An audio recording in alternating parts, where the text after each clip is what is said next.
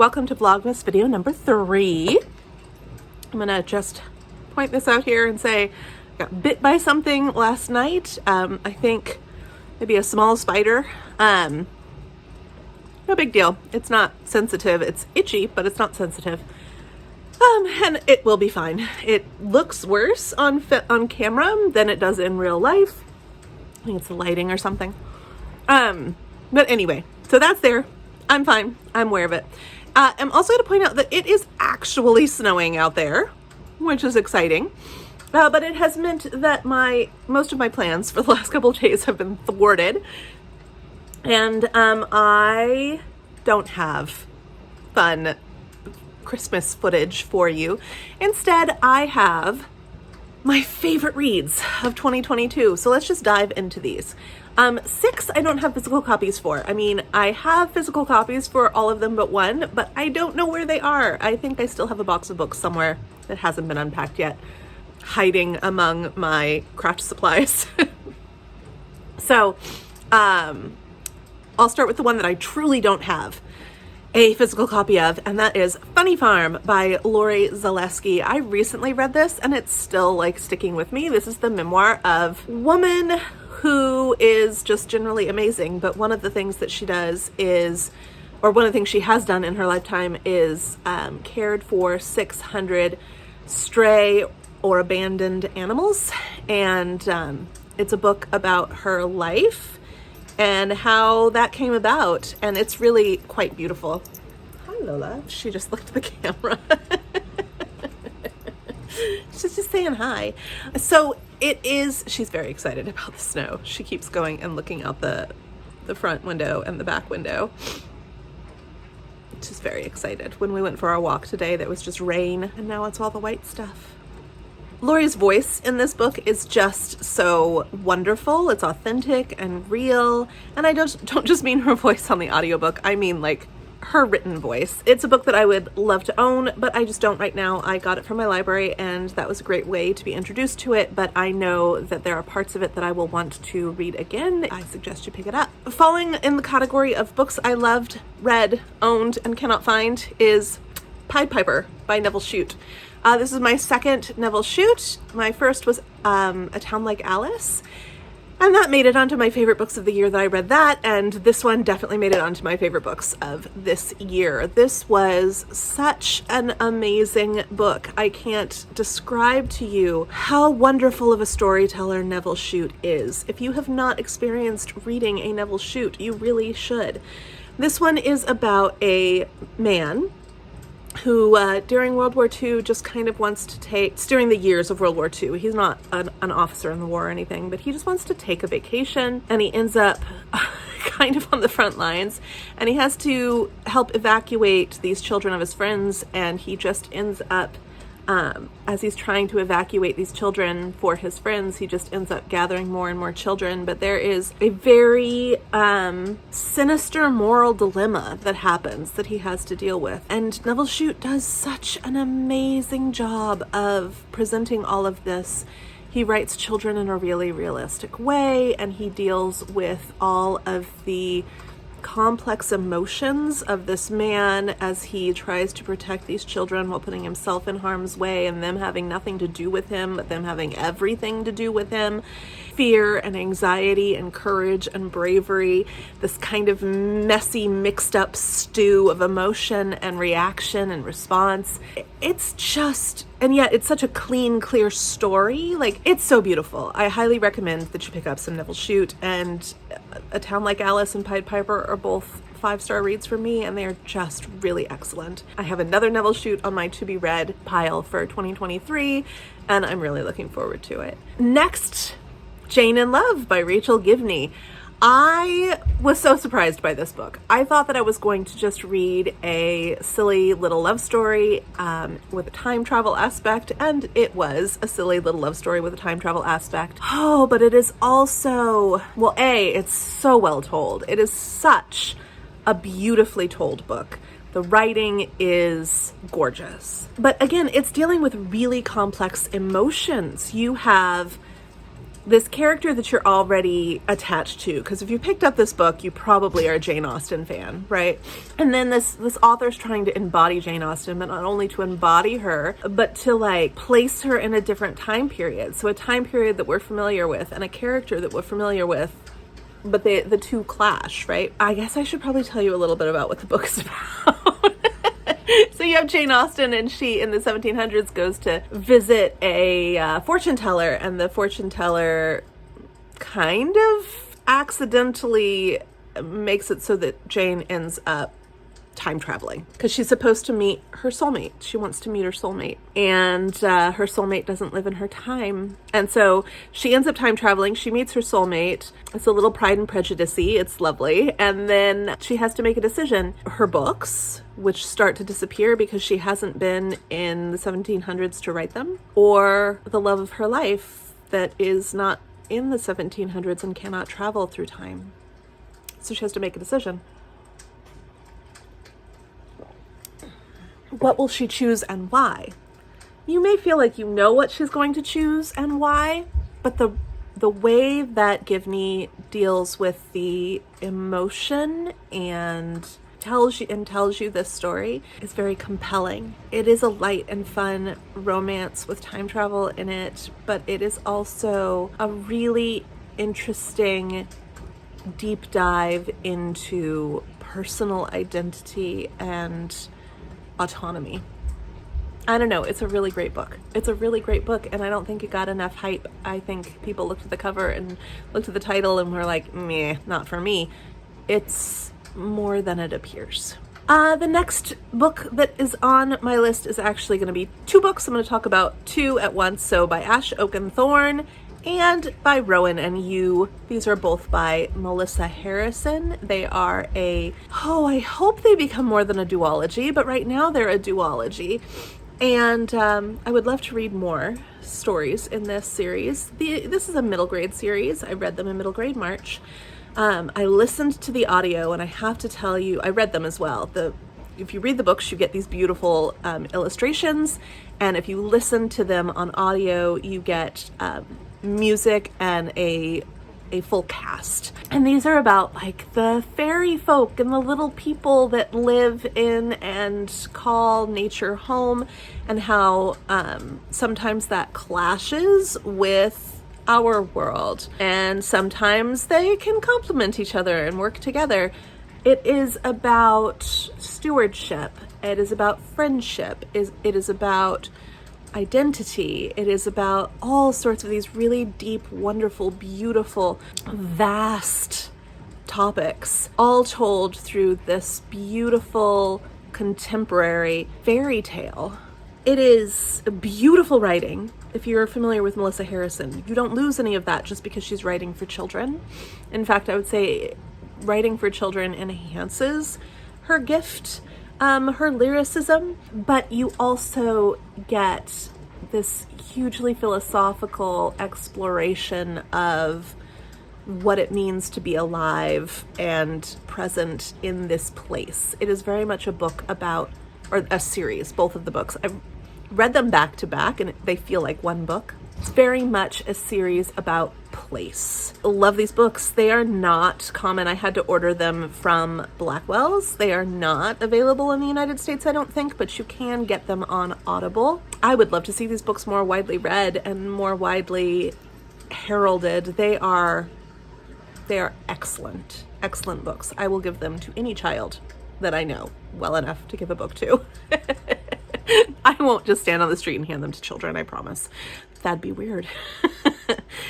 So I'm going to close my computer now where I had those 6 titles written down. And now I have a stack of physical books and I can start reaching and showing you. So this one I am going to put on this list in faith. I have not yet finished it. It is taking me a while because it has a plot, but it is more vibe than plot, as we all know. But I love it. I love it so much. And I'm trying to savor it, and I'm trying to read it in a way that feels like a really warm and comforting pace. And that is Starless Sea by Erin Morgenstern. I didn't know how I'd feel about this. I didn't know how she could sustain a no plot story. There is a plot, people. But I was enchanted from the moment I started reading it. I love it. I think it's going to be a favorite book of the year. I really do. And I am going to finish it in the next few days. I really do think it's going to be one of my favorite books, if not my favorite book of the year. I love it so much. But because I haven't finished it, I'm just going to put it to the side now. It's getting an honorable mention. Have to have Miss Benson's Beetle on this list. Miss Benson's Beetle took me by complete surprise, and I loved it so much that I have worked all of Rachel Joyce's books into my reads for 2023. I want to read everything this woman has ever written. I still think about this book. This book was an experience. It was a ride. It made me laugh. It made me cry. When you read the afterword, it makes the book so much more impactful, at least for me, when she plants it in this kind of weird supernatural sort of like calling to be written. I absolutely loved this book about two women.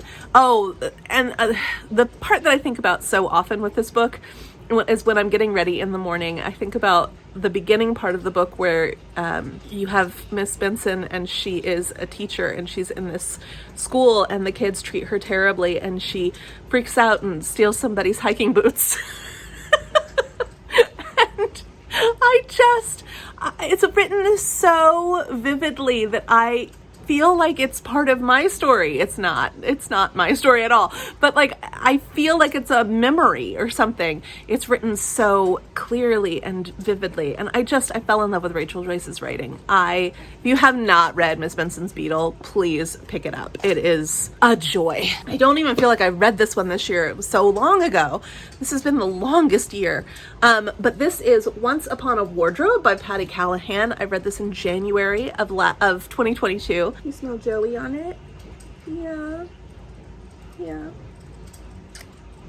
And I loved this book.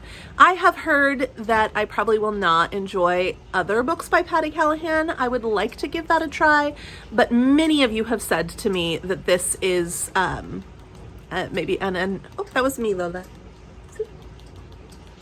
Many of you have said that maybe this is an anomaly of greatness. I loved this. I thought that it was the perfect read for the perfect moment, and it was warm and cozy and heartbreaking and uplifting. It was inspirational and just really wholesome and feel good, and I loved it. Paradise by Kay Tempest. This is a retelling of Philostides? I don't know how to say that name. And I am not totally familiar with so much of the, someone's being dramatic.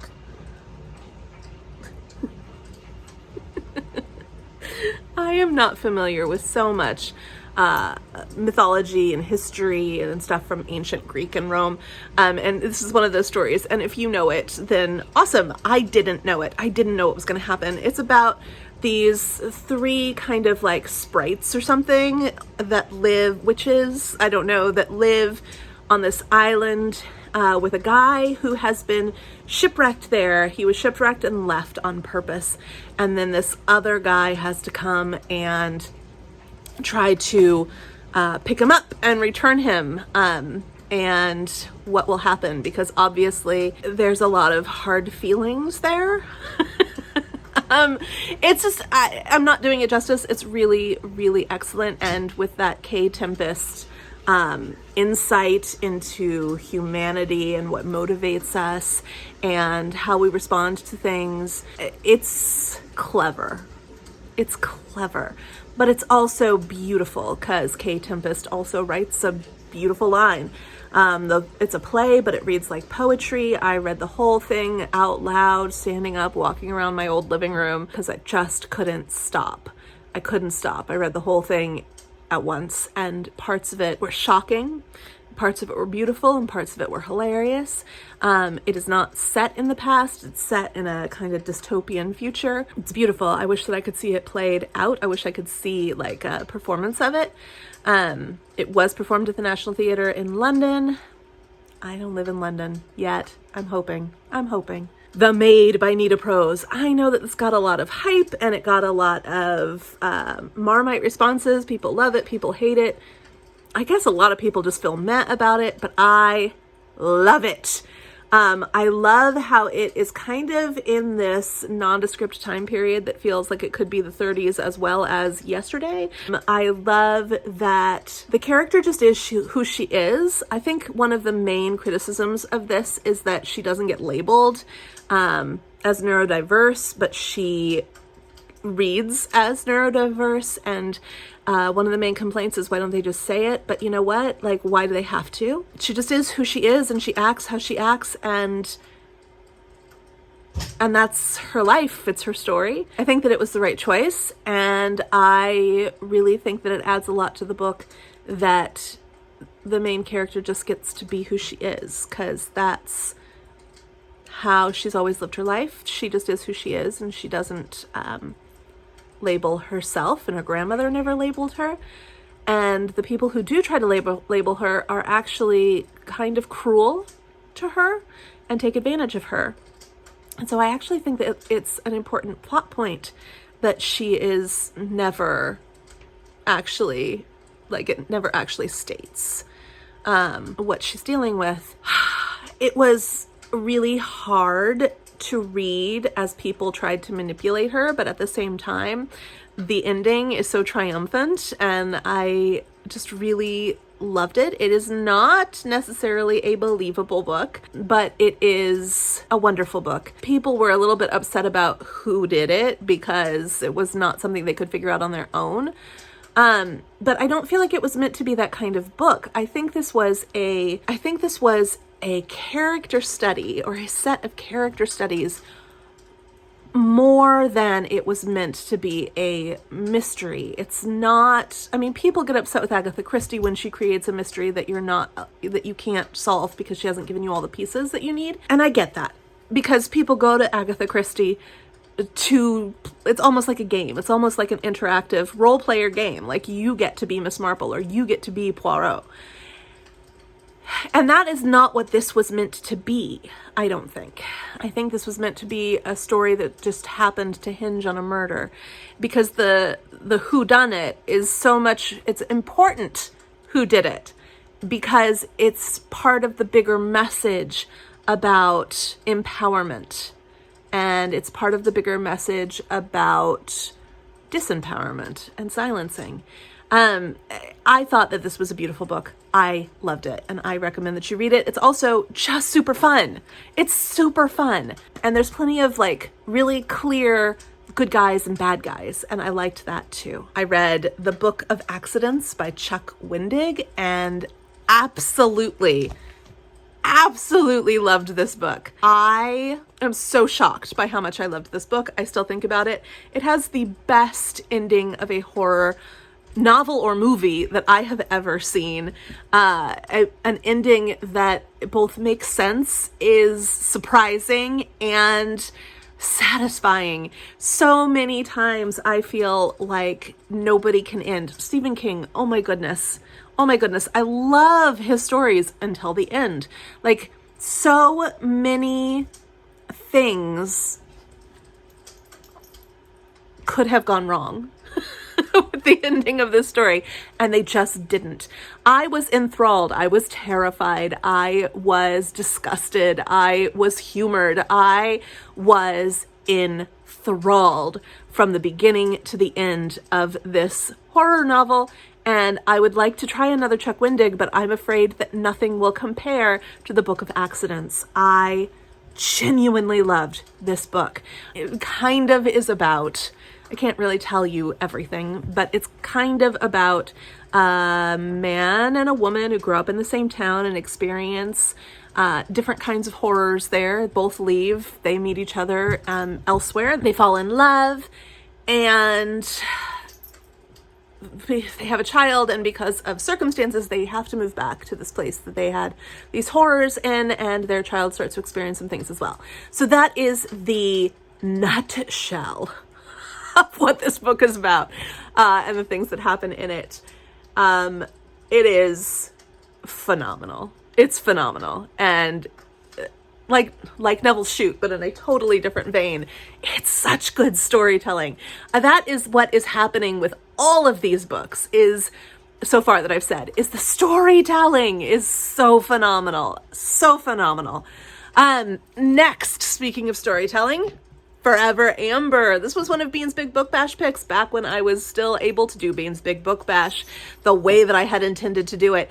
And this was so good. I think this was my fourth read. I don't remember. I think third or fourth. I loved this book. I love this book. I would like to read it again. I'd like to just sit down and start reading it again right now. I won't. I have many other things to read, but I will read it again in the future. Kathleen Winsor did an amazing thing with this. Not only is it really historically accurately compelling, but it is also, what have I just said? Good storytelling. It is such good storytelling. I mean, it has to be to maintain almost 1,000 pages. And I love the fact that this was one of the most requested and most sent out books to guys fighting in the front. They would request this book wanting it because, I mean, it's like a steamy romance novel. It's not that steamy. It would have been for the 40s, but for us, it's not that steamy. And that's good. That, for me, I prefer. But they would have thought of it as steamy. But what they would get would be this amazing storytelling about a woman in Restoration England trying to survive, doing whatever she can to survive, and being this really not good person who you support. She has to do what she has to do in order to accomplish what she needs to accomplish in order to survive and to care for those around her. Kind of to care for those around her, mostly to survive. And, you know, soldiers on the front are doing the same thing. Like, there was so much to unpack with this book, and I just think it's super special, and I wish that more people I know have read it so that I could talk about it. Winner of most tabbed but shortest is Lolly Willows by Sylvia Townsend Warner. And I've just put another book by Sylvia Townsend Warner on my TBR for 2023 because this book blew me away. It blew me away. It is about a woman in like Edwardian-ish England who is single and older. She's not old, but she's old for their time. And not interested in marrying. She's been like the aunt.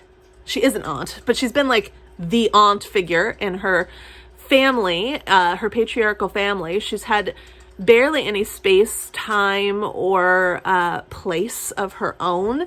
She's spent her whole life caring for and supporting the endeavors of others. And one day she decides enough and moves to the country, and nobody can understand it. And eventually she sells her soul to the devil, which might be a turnoff for some of you. But it is really about the way society would have viewed her and like equivocating her desire for autonomy with the greatest evil. It's comedic and powerful and appropriate. And she has to like have this big verbal showdown with the devil because things aren't necessarily the way that she thought that they would be. And so they have this big conversation in the end, which is amazing. And I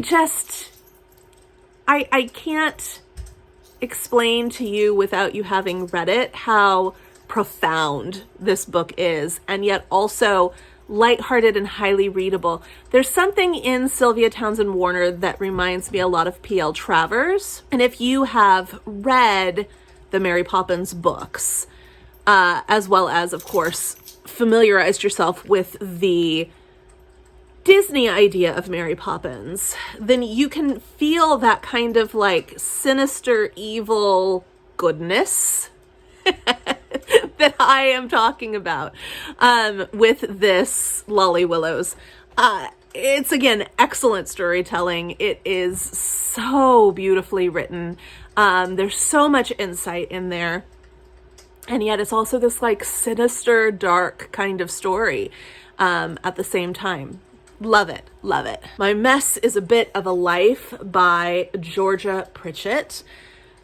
Georgia Pritchett is a British comedic writer. She wrote for Veep, and Julia Louis-Dreyfus actually blurbs it on the front. She did some writing for the original Miranda with Miranda Hart, and other things. And this is one of the most beautiful, heartbreaking memoirs I've ever read. Each chapter could be anything from like 2 sentences to several pages. Each chapter is a memory that stands alone, but when you read them all together, they tell the story of her life up to this point. Each makes you laugh or cry, like you feel like this intense emotion. But there is one that I cannot get out of my head. About halfway through the book, she starts to tell you she's had children. It's been a difficult time because her children have a lot of special needs. And she doesn't reveal their actual names. She calls one the Speck. But there's a story in here called Surprises. And I'd like to read you some bits and pieces of it, and hopefully I don't get flagged for copyright. This is from My Mess is a Bit of a Life by Georgia Pritchett, and it is the story in here called Surprises.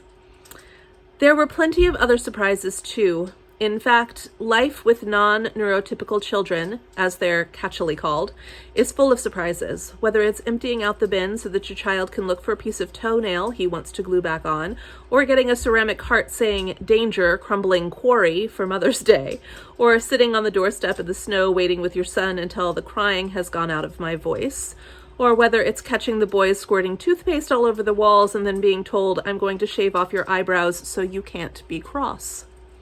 Or whether still on eyebrows, it's tucking a boy up in bed and being told, "Mummy, your eyebrows are like beautiful socks."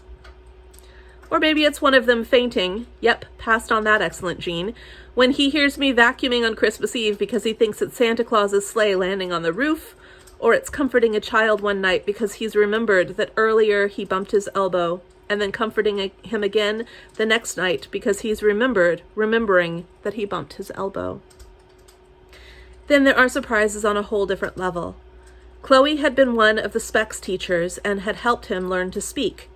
She had then become a close family friend, and now she was getting married and wanted us all to be there. This was a big ask, and she knew it. At first, the Speck was very anxious about the idea of going to a wedding, but Chloe took photos of the venue and sent them to him, and we talked about it a lot, and he approved the seating plan, and I took him to choose his outfit. Even on the day, we weren't certain that he would manage it, but we drove out to the country and he was able to sit through the service. Afterwards, I assumed we'd have to leave, but the Speck was interested that lunch was happening in a tent and he wanted to come have a look. We went to the tent. He's a big fan of buffets, so we got some food and sat quietly at the edge eating. Then the speeches started happening. The Speck tugged at my arm and said, "I know it's noisy, we can go." But the Speck indicated that he wanted to make a speech. I explained, no, that's for Chloe's dad and Chloe's husband's friends to do. But the Speck was insistent. He wanted to turn on the microphone. I said maybe when everyone had gone outside later, he could have a turn. He became more insistent. I said maybe we could pretend my sausage was a microphone and he could make a speech to me. He shook his head. "What do you want to say?" I asked. "Thank you," he said simply. I tiptoed up to Chloe and explained what was happening. "I don't think he knows what a speech is," I said, "and I don't think he'll be able to do it, but he wants to try." Chloe agreed that he should be allowed to try, so the microphone was handed to me, and I explained that the Speck had something to say. The Speck made his way solemnly to the stage at the front of the tent. He took the microphone and he stood, looking out at the hundreds of strangers watching him. We waited. Nothing. "You don't have to do it," I whispered. The Speck didn't reply. "You can change your mind," I said. The Speck didn't reply. There was a very, very long silence. "Are you okay?" I asked. "I sing," he answered quietly. "Okay, what do you want to sing?" I asked. There was another long pause, and then he started singing. Come with me, and you'll be in a world of pure imagination. Take a look, and you'll see into your imagination. He sings the whole song. We stared in astonishment. I didn't even know he knew that song. I was amazed. I was so happy and so proud. I turned to see if people were listening and saw 200 people sobbing. Chloe was utterly destroyed in a good way. I turned back stunned to the spec. Join in, he commanded. And then 200 people sang together.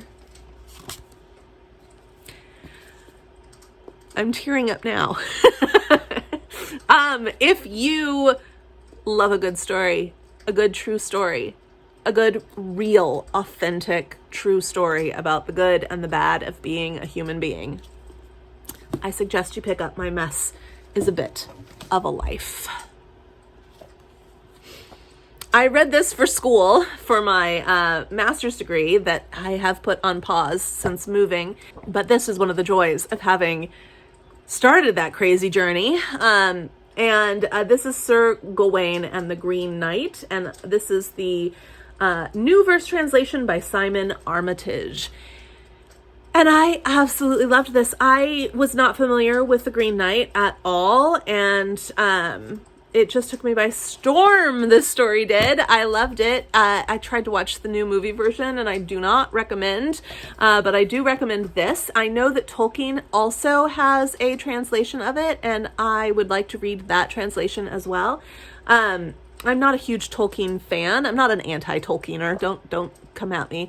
I love The Hobbit, but I find a lot of his storytelling to be kind of dull, so I'm not sure that I'll love it as much as I love this Simon Armitage, but if you're looking for an epic fantasy, like we all are, told in poetic form, I do highly suggest this. I love it. It's a weird one to have as a favorite read of the year, but I have thought about it again and again and again as the year has progressed.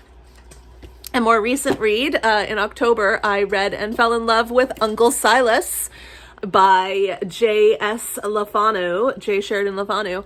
I cannot tell you how much I enjoyed this book, but if you'd like to see me try, I have a whole Victober vlog up, and the whole first half of it is about me and this book. Yeah, absolutely loved it. Still overusing the word Swedenborgian in my real everyday life. Read and loved at the beginning of the year. This is another one that feels like I didn't read it this year, but I did.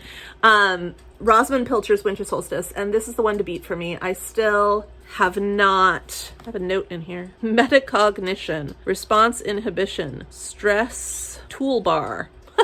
I don't know what, I must have been taking notes in here during a meeting or something. I don't know what that's about, but they had nothing to do with this particular book. This is Winter Solstice by Rosamund Pilcher, and this is the one to beat for me, the Rosamund to beat for me. I've read a couple more this year and did not love them like I love this one. I read September and Wild Mountain Thyme this year. And then still to come, I have them on my shelf and they're on my list for 2023 reads, Coming Home and The Shell Seekers. And everybody tells me they love The Shell Seekers. I actually tried to pick that up this summer, but was not in a head or heart space to deal with that. So I put it away. But I will read it this year. I just also read Rosamund Pilcher's Christmas and loved it. But this is the one to beat. This is my favorite. This is the be all end all of Rosamund Pilcher for me right now at this point in my life. Winter Solstice. And I still think about these characters all the time. All the time. Two more middle grades that I loved reading this year. Coup, which nobody ever talks about, by Kayla Noel. This is about a little girl who is raised by, okay, it's a little bit magical realism. She's raised by pigeons. She thinks she's a pigeon. She speaks pigeon. And then one day some pigeons, one of her favorite pigeons, like her dad pigeon, gets sick. And so she has to leave the coop and find humans to help. And of course that opens up a whole can of worms for everybody. And it is again, a great book about culture and family and identity and voice. It's beautiful. It's really, really beautiful. Love it. Highly recommend it. And of course, The Girl Who Drank the Moon by Kelly Barnhill. I loved this. I also loved When Women Were Dragons. Is that what it's called? But it didn't make my favorites of the year. But The Girl Who Drank the Moon did. That took me by surprise. I didn't actually know what I was getting into when I started reading that book, and I loved it. I loved every bit of it. I loved the way that she tells a story with all the asides, and I loved the way that I love the purpose of the story that she reveals in the end. It's a little heavy-handed, that reveal of like the moral of this story. But I think for middle school, that's fine. And finally, I got myself a physical copy of this. I listened to this on audio, so I haven't actually read this. I was so delighted. I actually squealed when I realized that there are pages and pages. Oh, I can't find them now. But there are pages and pages and pages of images in here. So I'm excited to reread this in 2023. This is Sister Novelists, the Trailblazing Porter Sisters Who Paved the Way for Austen and the Brontes by Devaney Lucer. And like I said, I read it, but I listened to a library copy of it, and just really, it was so dense. I need to be able to dig really deep into this. It's a great resource for the book that I've been writing for a decade, and it is a great resource for people who study and teach literature, and it's a great story. It's such a great story. It's so well written. It's so heavily researched, and when I got it, I was like, oh my goodness, no wonder it took me so long to listen to it. It is a chunker of a book. I did not realize how very thick this book is. Yeah, it is almost 600 pages. So I did not realize that. The author, Devaney Lucer, is a professor of literature at Arizona State. She's Regents Professor of English at Arizona State University, the author and editor of 9 other books on literature, including The Making of Jane Austen, The Daily Jane Austen. It doesn't list the rest of her books, but she spent a lot of time with Jane Austen. And now she's spent a lot of really excellent time with the Porter sisters, and we need to get these voices raised. I have the Chieftains. I've read The Scottish Chieftains, which is by one of the Porter sisters. See, I don't even know which one, Mariah or Jane. I can't remember. I think Jane. And I read it several years ago for my 200 Women project, but I didn't understand like the author, like the history, like where this book came from, and how awful Sir Walter Scott was.